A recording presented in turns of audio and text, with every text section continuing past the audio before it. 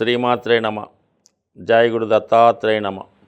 ఈ వీడియోలో మనం కుంభరాశి వారికి అతి తొందరలో చాలా కాలంగా పడుతున్నటువంటి ఇబ్బందుల నుంచి పరిష్కారం అయ్యే విధంగా మార్చి 29వ తారీఖు నుంచి జన్మశని ప్రభావంతో చాలా ఇబ్బందులు ఎదుర్కొంటున్నటువంటి కుంభరాశి వారికి మరి ఈ మార్చి 29 తర్వాత 2వ స్థానంలోకి శని భగవానుడు మారడం జరుగుతుంటుంది. అంటే ఒక విధంగా ఏలినాటి శని అన్నది మనకి 7.5 years ఉంటుంది.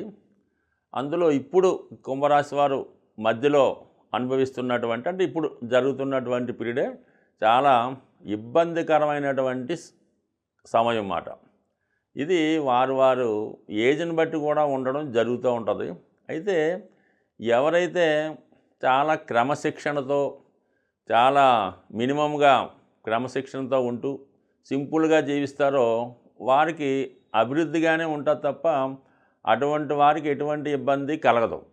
ఎవరైతే కొద్దిగా విచ్చలవిడిగా దేన్నైతే వాళ్ళు నెగ్లెక్ట్ చేస్తుంటారో దేన్నైతే విమర్శిస్తుంటారో ఇవన్నీ కూడా అటువంటి వారికి ఇబ్బంది అవుతూ ఉంటుంది అన్నమాట. అంటే ఉద్యోగంలో లంచాలు తీసుకోవడం, సమయానికి వెళ్లకుండా ఉంటే వాళ్ళు ఉద్యోగం పోవడం జరుగుతుంది. పిల్లలు అనుకోండి, వాళ్ళు చదువుకోకుండా ఏదో టీవీ కాలక్షేపం చేస్తుంటే వాళ్ళు చదువు బ్రేక్ అవుతూ ఉంటుంది. అలాగే భార్యాభర్తలు ఒకరినొకరు అర్థం చేసుకోలేకుండా తిట్టుకుంటూ ఉంటే భార్య పుట్టింటికి వెళ్ళిపోవడమో లేదంటే భర్త గారు వేరే చోటుకి వెళ్ళడమో జరుగుతూ ఉంటుంది అన్నమాట. అదే చాలా సింపుల్గా క్రమశిక్షణతో అర్థం చేసుకుంటూ సాంప్రదాయంగా ఉంటూ ఏదో వాళ్ళు తోచిన విధంగా దైవ కార్యక్రమం చేసుకుంటే వాళ్ళకి అభివృద్ధి కలుగుతూ ఉంటుంది. అందువల్ల శని అందరికీ ఇబ్బంది పెడతాడు అనుకోకూడదు, అందరికీ లాభాన్ని ఇస్తాడు అనుకోకూడదు. మన ప్రవర్తన బట్టి మన స్థితిని బట్టి ఉంటుంది. బట్ అటువంటిది ఏదైనా జన్మశని అన్నది ఖచ్చితంగా ఇబ్బంది పెడుతుంది. విద్యార్థులకి చదువులో ఇబ్బంది పెడుతుంది, మధ్య వయస్కులకి ఆర్థిక ఇబ్బంది పెడుతుంది, వృద్ధులకి బెడ్ రిడను అనారోగ్య సమస్య నెగ్లెక్ట్ చేయబడతారు అన్నమాట. వృద్ధులు అనుకోండి, వాళ్ళ గురించి ఎవడు పట్టించుకోవడం, వాడి ఆస్తి వాళ్ళదే ఉంటుంది, వాళ్ళ డబ్బే తింటూ ఉంటారు, వాళ్ళకి సమయానికి భోజనం పెట్టరు, సమయానికి ఏది కూడా వాళ్ళని ఒక్క చూడరు, ఏదో ఒక కుక్కను చూసినట్టు చూస్తుంటారు అన్నమాట. అది ఏలినాటి శని ప్రభావం అంటే. బట్ ఏవైనా అటువంటి వాటి నుంచి విముక్తి కలిగే విధంగా మనకి శని భగవానుడు మీనరాశిలోకి ప్రవేశిస్తున్నాడు.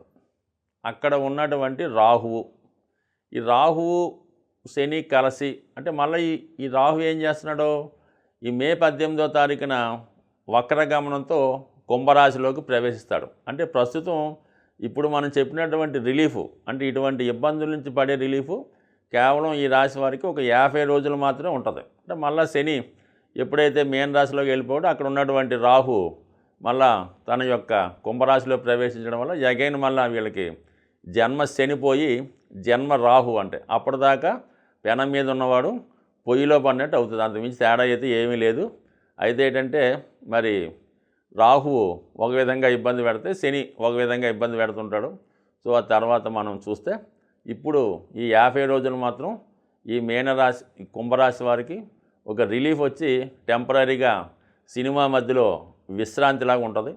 మరి ఇప్పుడు ఈ శని అక్కడ మీనరాశిలో కుటుంబ స్థానంలోకి ప్రవేశించి అక్కడ ఉన్నటువంటి రాహుతో కలియడం వల్ల ఏ విధమైన ఫలితం రావటం అన్నది మనం తెలుసుకోవాల్సిన విషయం. ఇది ఒకటి ముఖ్యంగా ఏంటంటే ప్లస్ పాయింట్లో ఆలోచించాలనుకుంటే మీకు వ్యక్తిగతంగా మీరు మీ కుటుంబానికి దూరంగా వెళ్ళవలసి ఉంటుంది. అది ఏ విధంగా, ఏదైనా ఒక విదేశ సంస్థలో గొప్ప సంస్థ మాట, అంటే ఏదన్నా బాగా మల్టీనేషనల్ కంపెనీ లాంటి దాంట్లో ఉద్యోగం రావడం వల్ల మీరు మీ స్థానాన్ని విడిచిపెట్టి వేరే స్థానానికి వెళ్ళడం జరుగుతుంది. ఇంకోటి ఏంటంటే ఎవరైనా మీ యొక్క బంధువర్గం వారు కానీ మీ మిత్రులు కానీ గతంలో మీ నుంచి ఉపకారం పొందిన వాళ్ళు మీ స్థితి చూసి వాళ్ళ యొక్క సంస్థ మీకు అప్పచెప్పి వాళ్ళు ఏదో విదేశానికి ఒక కొన్నాళ్ళ పాటు వెళ్ళిపోవడం వల్ల వారి యొక్క బరువు బాధ్యతలన్నీ మీ మీద పెట్టడం కానీ జరుగుతుంది. అంటే మొత్తం మీద ఏంటంటే లైఫ్లో ఒక విధమైనటువంటి మార్పు రావడం జరుగుతుంది.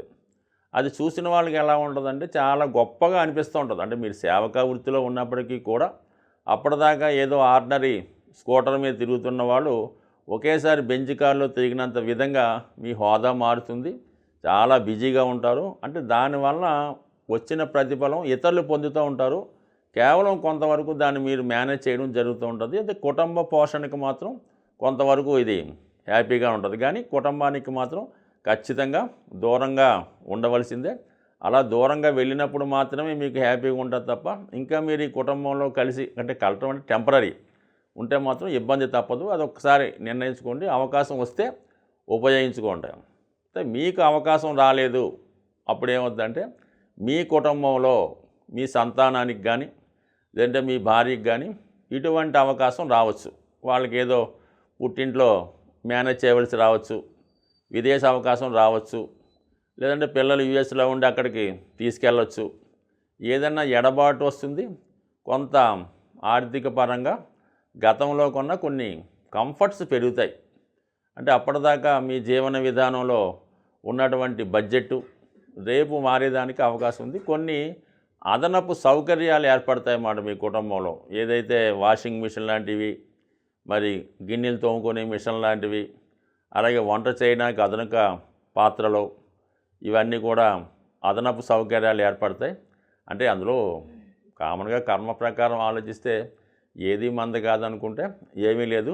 బట్ కానీ సౌకర్యవంతంగా ఉంటుంది, చూడడానికి అనుకూలంగా ఉంటుంది. దాని తర్వాత ఏంటంటే ఒకసారి సందర్భాలు ఏమవుద్దంటే అప్పటిదాకా మీరు ఏదో ఒక చిన్న దాంట్లో గృహంలో భార్యాభర్తలు ఉంటూ ఉంటారు.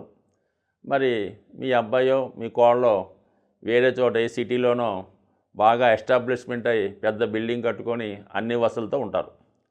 సడన్గా వాళ్ళకి ఏమవుద్దంటే ఏ అమెరికాలోనో అవకాశం రావడం వల్ల అక్కడికి వెళ్ళవలసి ఉంటుంది.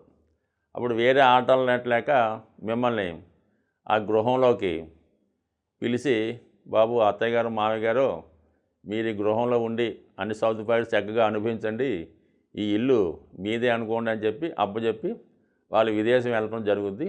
వీళ్ళు ఆహా ఎంత గొప్ప ఇల్లు మాకు వచ్చిందని దాన్ని చక్కగా తుడి శుభ్రం చేసి చక్కగా హాయిగా చూస్తూ ఉంటారు. అంటే అనుభవిస్తారు, హ్యాపీగా ఉంటారు, బాగుంటుంది. అంటే ఒక విధమైన ఈ టెంపరీగా కొన్ని సుఖాలు వస్తాయని చెప్పడం, ఇటువంటి అభివృద్ధి ఒకేసారి ఈ రాశి వారికి రావడం జరుగుతుంది.